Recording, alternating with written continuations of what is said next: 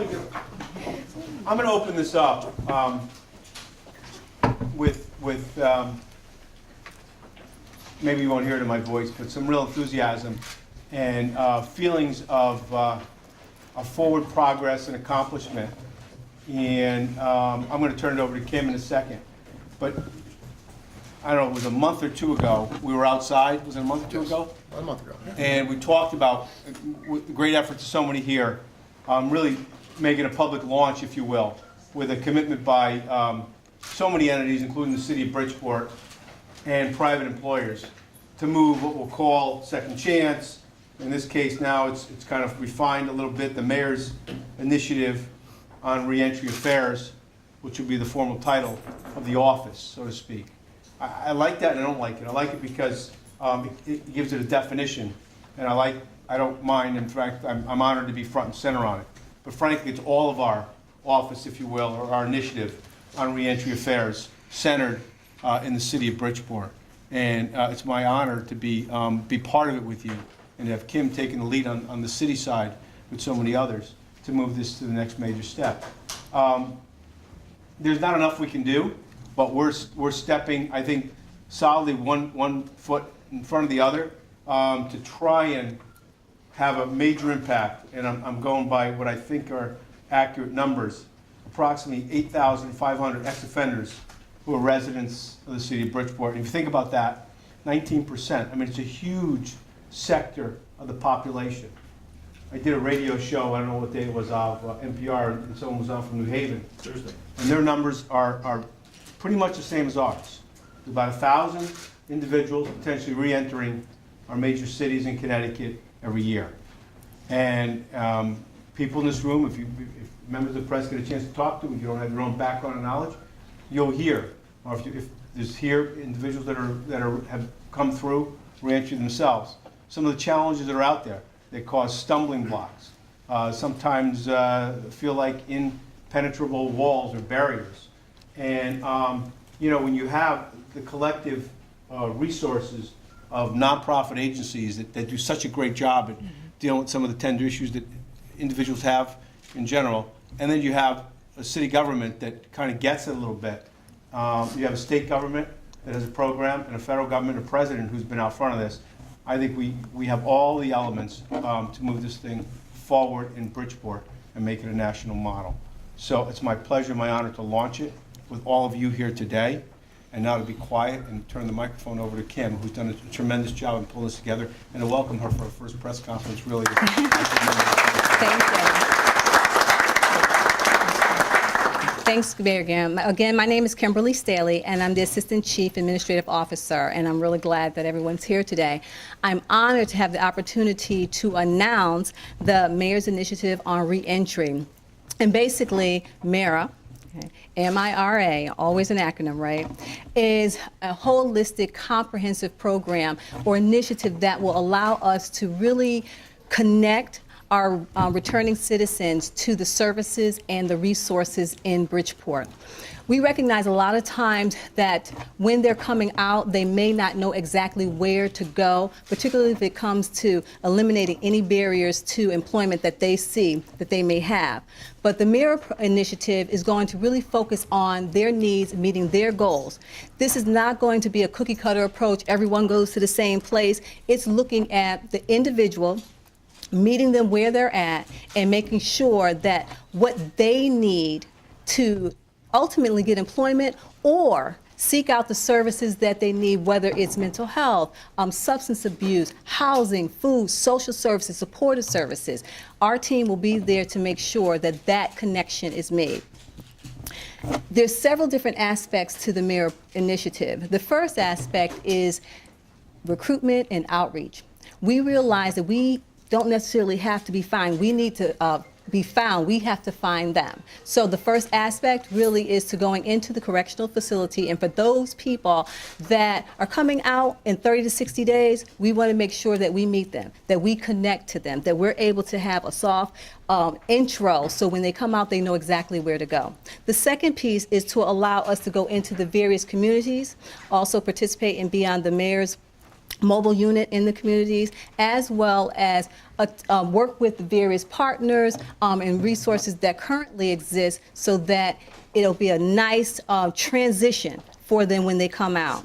I know that I have been on the mobile unit probably about 3 or 4 times, and the one thing that when someone who's needing a second chance come to me, they'll say, where do I get this? Where do I get that? And this initiative will be able to provide them with the information that's needed.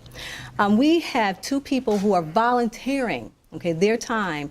And when I met them, the one thing I got was passion, commitment, and zeal. And they're assisting and partnering with me to move this program forward. And I would like to introduce them at this point.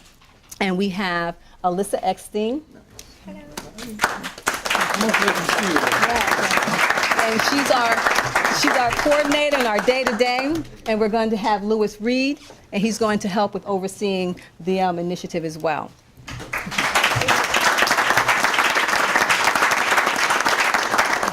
Now, they will be in contact with each person that participates in the initiative every week. So we're going to provide one-on-one as well as support group so that everyone will know that they're not in this alone, that we have people that has the compassion and the caring to make sure that they follow through and they follow up. But it also holds us accountable to make sure that we follow through on what we say that we're going to do. The next piece, which is really key, is going to be a needs assessment, as well as a risk assessment. And it determined, based on what the assessment comes to say, it will determine as to how much we're in contact. At a very minimum, it'll be once a week, but if they need more, then we'll be there to make that happen. The great thing about it is we're also going to have access to interns so that they can help provide not just services, but help build the capacity. We have a large number of people coming out, on average about 1,000 a month. So we want to make sure that we're in the position to not only assist, provide services, but make a difference in their lives. Now, the whole part of this in terms of the foundation speaks to the referrals and working with the partners, the nonprofit agencies that we currently have that's doing such a great job currently. So I'm going to have my colleague Lewis talk a little bit about that relationship and how we're looking forward to connecting to the services for our returning citizens. Thank you. Well, first and foremost, I want to acknowledge Mayor Ganim. I know that this has been something that has been very long awaited within the city of Bridgeport. I know that this was something that has been on the mayor's radar. Oftentimes, I know that there are certain things that have to be prioritized, but the mayor is definitely taking a very robust commitment to making sure that second chance is enacted here within the city of Bridgeport, and that the city government is actually going to take a proactive role in doing so as well. Secondly, I want to also acknowledge Councilwoman Martinez. Councilwoman Martinez was very instrumental in helping shape the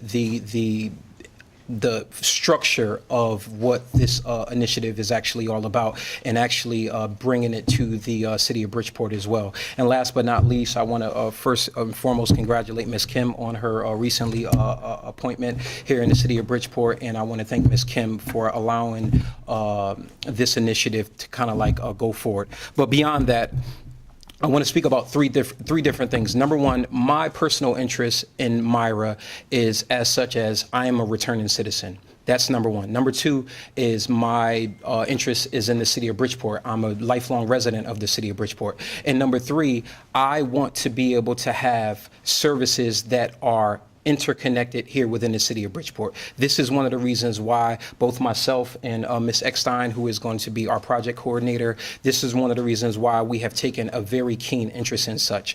Now, as it relates to the referral process, one of the things that we are going to be doing, and this is multi-layered, but in short, one of the things that we're going to be doing is we are going to be referring out to our community partners as they exist now, and also obviously as they will actually expand. We will be referring out to our community partners. So what that looks like is this.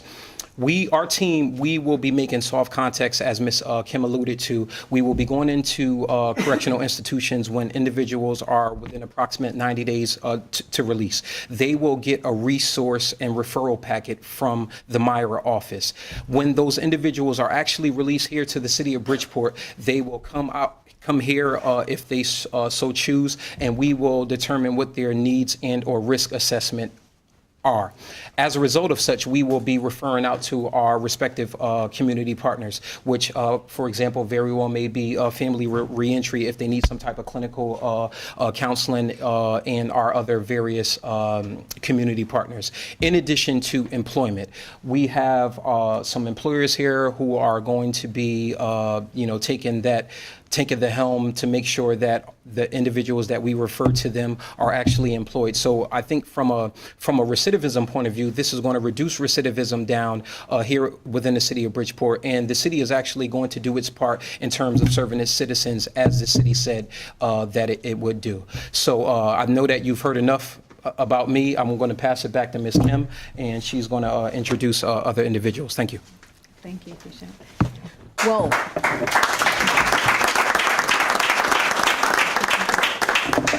Well, one of the programs that we will be referring to will be introduced today as well. And that program will be the Charles Smith Rebounding for Life. So I would like to ask Charles to come and talk a little bit about the program that he has started, and also has one of his participants here as well.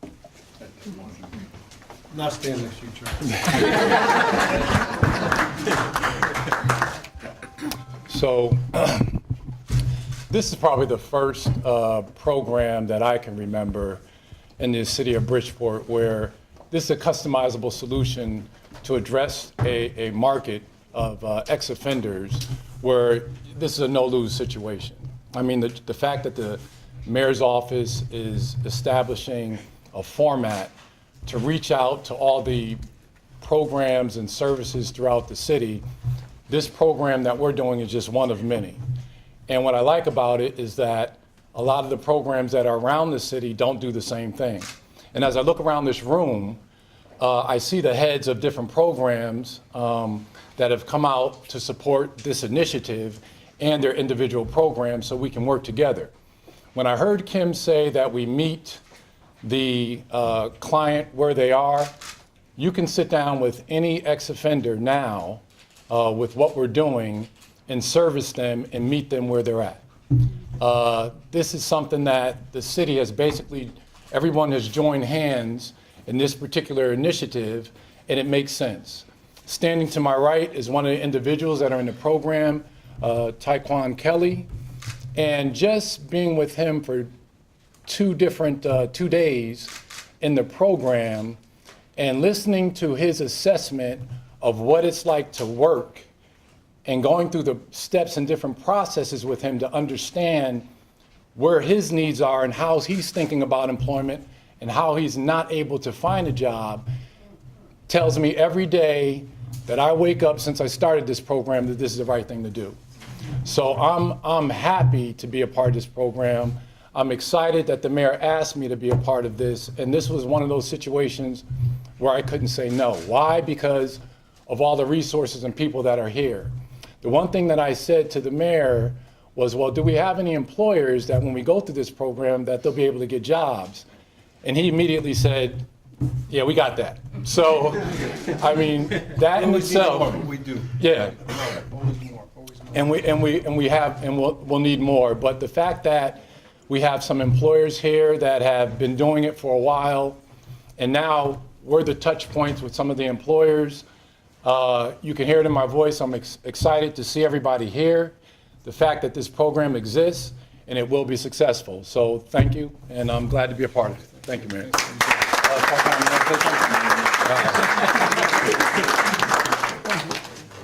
Thank you, Charles. Thank you.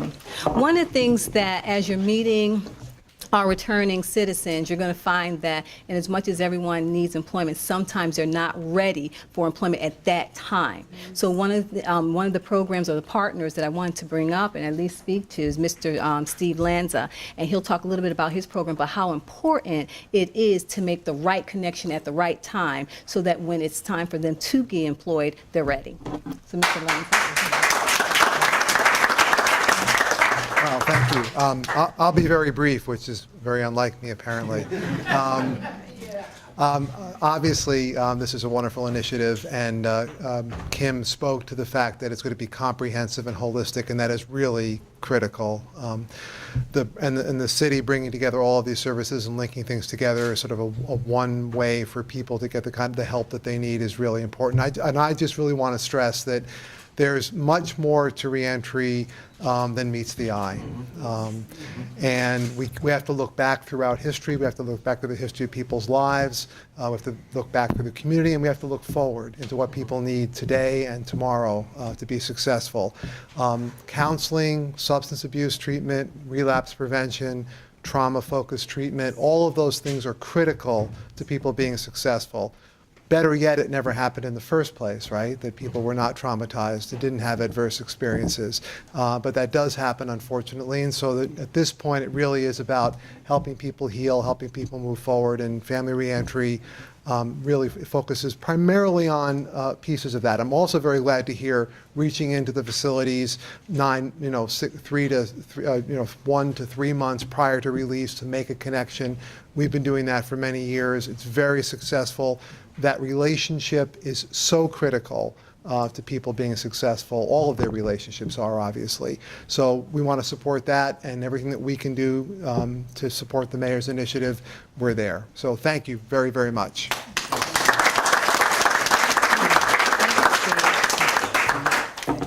And now I would like to bring up Mr. Scott Wilderman, and he's also going to introduce one of our employees. He's going to talk a little bit about the initiative from a month and a half ago, where he and Mayor Ganim announced the compact agreement. Thank you. First off, thank you very much for having me here today, but most importantly, thank you, Mayor, because we need this in the city of Bridgeport. We need this across the state. There has been, as many of you don't know, or maybe you do know, there's been a significant cut in reentry programs and community reentry programs. And this couldn't come at a better time than you've actually brought here today. However, second chances are real only in one instance. Those second chances are real if employers make that second chance happen. You know, a lot of true unsung heroes are the employers that are standing here today with us saying, I'm willing, and I have jobs, and I'm willing to hire and give people that opportunity to prove themselves. There is nothing better than the dignity and respect of a paycheck. And that's what we can only ask for, is people like Douglas Wade, that I'm going to have from Wade's Dairy to come up here in a second to actually talk about that. But more importantly, about a month ago, we reached out to many, we were part of the Bridgeport Regional Business Council Collaborative. We sat down with many employers, close to 18 around that table, and we challenged them at that morning. We challenged them to actually sign a compact to say that they will not discriminate and give people a second chance to have a felony background. And I have to tell you, we are incredibly proud that everyone at that table came that day, signed that compact, and continue to be very supportive of this initiative. As we move forward, on October 6th, we're having a community job fair, of which we have several of these employers that are going to be identified as offender reentry friendly. We're having a private session for them, as well as those job seekers that are returning citizens to actually go ahead and make those connections without any fear of actually talking about their criminal conviction. So we're excited about that. Dan Braccio, former council of churches and now a good colleague of mine at Career Resources, is actually coordinating that.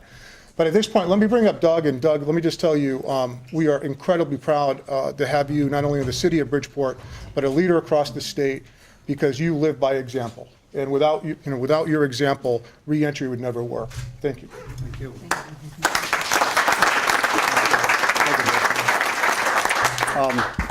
I'm very happy this initiative is taking place, because as you just heard, there's been a lot of cutbacks. I was working very close with Dan Braccio at the Council of Churches, and if he called me and he had a good candidate for me, I was right there for him. And also the other Second Chance Initiative, Project Longevity, I know there have been cutbacks there. So it's just very thrilled to have Scott, heading up this, and look forward to being a big part of this. We have had very good success rates with people that we have given second chances to, but it comes from the referrals, because I know Dan, because I know Scott, Charlie Grady, all good people. If they refer someone to me, I'll give them the chance. And we've had good success where, I don't hold back on it anymore, because a lot of these people looking for that second chance were very young when they committed the offenses that they had. And we all did things when we were teenagers that we're lucky we're still standing here sometimes, you know? So I'm very proud of this, and thumbs up, and keep it up. Thanks, so. Well, in respect to the logistics, the office will be located here in the Annex building on the second floor, but as I mentioned earlier, we're going to be throughout the community. And we're open Monday, Wednesday, and Fridays, recognizing that within the next 3 weeks, we should be able to increase our hours with the number of interns. So as you know, and you meet people that need a second chance, I ask that you definitely refer them to the office, and we'll have more marketing materials as well as post the information on our website as well. But we know we have a big job to do. We have a lot to do, but we believe firmly with all the partners here, with this initiative, that we're ready to make that happen. So with that, thank you. Thank you. I want to thank you and everyone, and we'll open up to questions in a minute, but I also have several members of the city council that are here that have not only been supportive, but have been leaders on this, and I don't any of them want to speak. I know Mary Lee's right behind you. Anita, Matt, Anthony, Nessa, am I missing anyone? We got more than half the city covered. Anybody want to say a couple words? I just would like to say that I have a gentleman, I have about 10 guys in my church. I have about 10 guys in my church that coming back to the community, trying to be a citizen. And one of the guys I met, Mayor Ganim, I think he's been incarcerated for about 22 years. And, you know, we are looking forward to this program because we have prayed. Now we got to get up off our knees and somebody get him a job. So, so I thank you all. I really thank you because this is dear to my heart. You know, the guys are dear to my heart. They really, you know, when I walk in church on Sunday morning and Bible study on Wednesday night and they are there, I know that they are on the right track. So I appreciate you all, and I particularly thank you, Mayor, for, you know, giving our guys and girls, you know, a second chance with the people that's going to help them. Thank you. Mary. Question? Mayor, you were looking for some money, when you first announced this 2 months ago, you were looking for some money from the city council. Are you still looking for that same amount of money? We may go back and ask that it be allocated. Right now, because I think people are so committed into this, we've got volunteers that have kind of allowed us to get past the hurdle that needed some startup money. So thank you very much. And with the interns and with Kimberly on board, and all the nonprofits that have stepped up, it really has obviated the need for immediate cash in place. But you know, one of the opportunities for that money or for other money is to leverage other state and federal funding sources, as we talked about with Scott. And so as those opportunities come up where you can match or use seed money for hundreds of thousands of dollars, I think the city, I'd encourage the city council, we all be on the same page to allow us to have that happen. I think that's the foundation upon which we can build this program to meet the needs of all the individuals. Did you have another question? Is that still a component, having, I know you had wanted the seed money for a pool of money so that you could help employers who maybe are on the fence, kind of do a test drive, so to speak, and pay the step up salaries. Yeah, that was, well, you know what, it wasn't clear, part of it was, we weren't sure exactly how, where exactly we were going to need the money, but we thought we needed some startup. We're able to luckily kick off today without that. If we get into the need for step up specifically, we'll talk more about it. But we're able to, with the help of some of the employers and the nonprofits, get around the need for immediately. So that was one of the things we were looking at, but I think we're made a substantial step. By the way, on a softer note, one of our first second chance opportunities, who was locked up just a few days ago.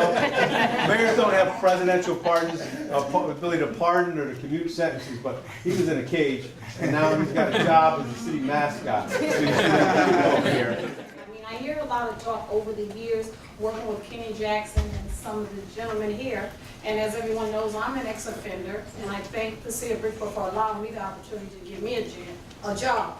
But I don't hear anything else about ex-offender women. There's women out here too, they need liver nurturers. You know, they have the babies, they got the whole nine. We got a few people that want to address. On a good news, the workplace, who is actually one of my colleague agencies that couldn't be here, Joe Carbone unfortunately is away today, but they did receive a federal grant, a LEAP grant, to actually target women offenders.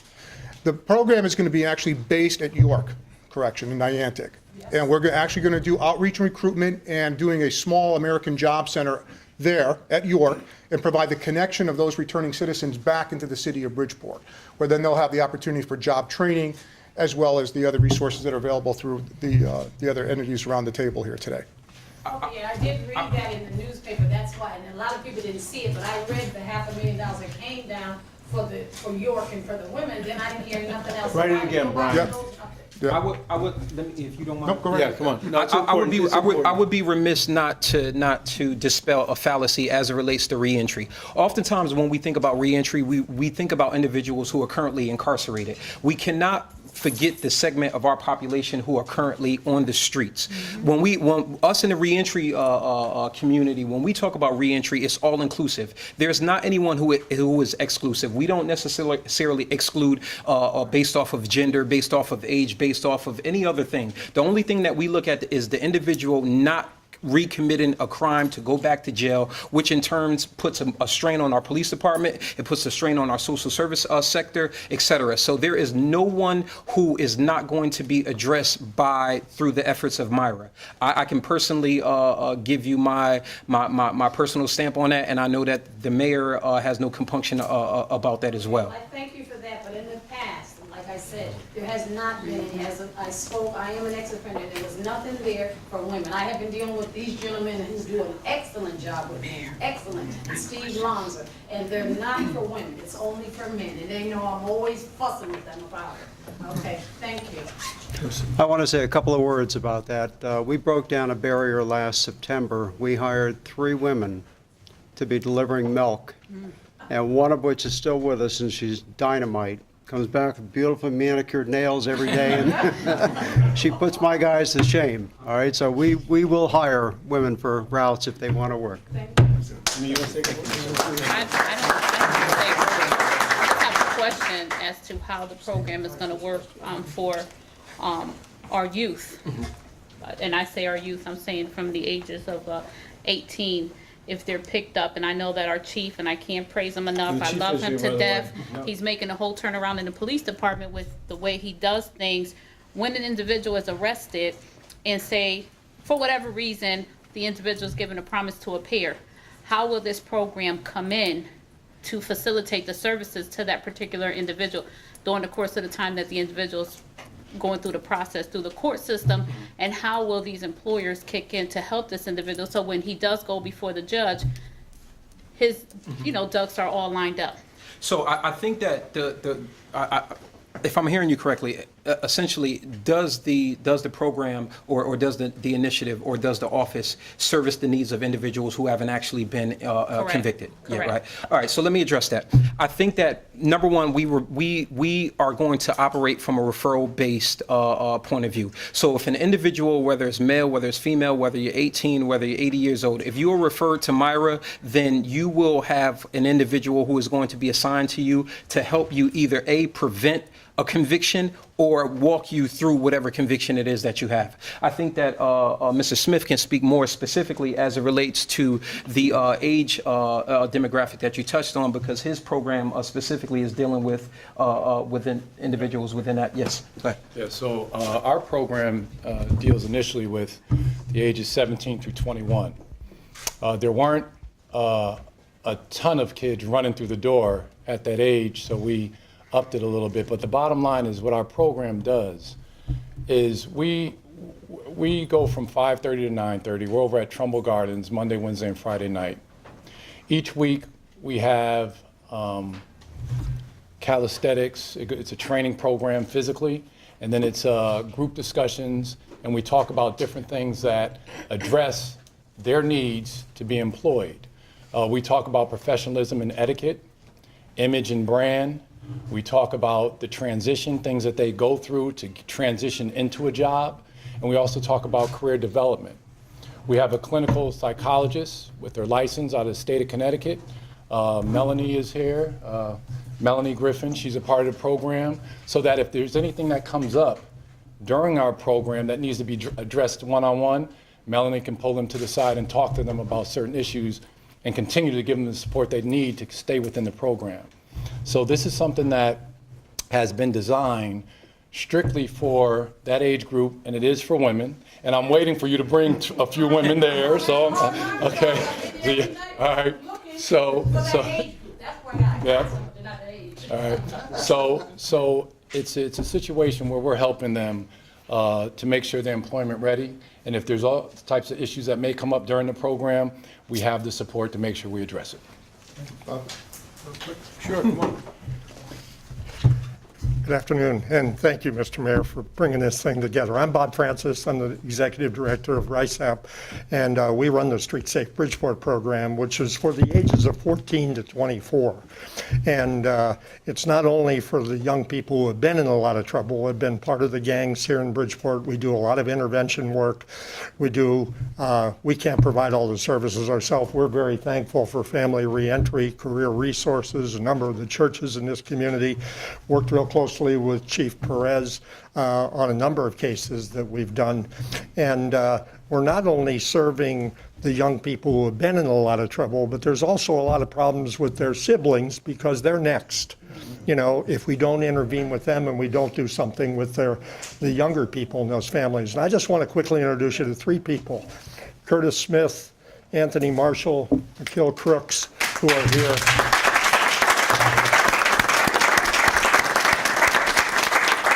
They're three of our 4 outreach workers that are working for us. And something that the gentlemen here who are running a number of these reentry programs and things didn't say is that we're with Doug in a lot of ways. You know, these 3 gentlemen are all returning citizens.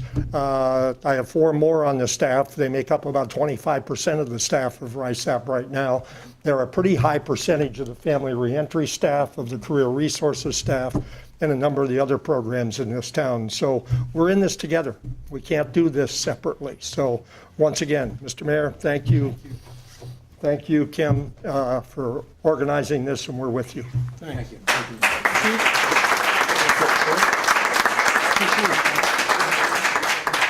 Okay. Lastly, I know we're going on for a while, but I wanted to bring the chief up because, you know, although role as the chief law enforcement officer in the city of Bridgeport, and certainly on the front end, sending a clear message and doing a great job. The softer side of this, chief, is not to go easy on anyone who commits a crime in the city of Bridgeport, but it is to participate, as we're doing, I think, demonstratively with the City Hall on Wheels, and stepping back out into the community with community policing, Yes. which we're seeing. The city government and the police department have joined that, and we're going all over the city, and we will be, as I said to Charles, and I said to Steve and Mary Lee, we're going to be up in that part of the city tonight. We were moving around. We've been in the East End. we're moving around the city. But also, I think to be fair to say, Chief, that on the front end, you can speak for yourself, but the chief has been very supportive of reentry as well. As much as it is to send a clear message out there of law enforcement, and Chief, you can say a couple words. I know Sure. that we work in partnership with all these organizations. I think it's Absolutely. appropriate for you to say a couple words as well. Well, thank you very much, Mr. Mayor. Thank you for, the work that you do here. There are a lot of good people in this room, a lot of, I call friends. And with the people that are here, we're going to succeed. We're going to support this program. We're going to move ahead. I am so excited, and I want to be a big part of it. I pledge the men and women of the Bridgeport Police Department will support your initiative, Mr. Mayor. Thank you.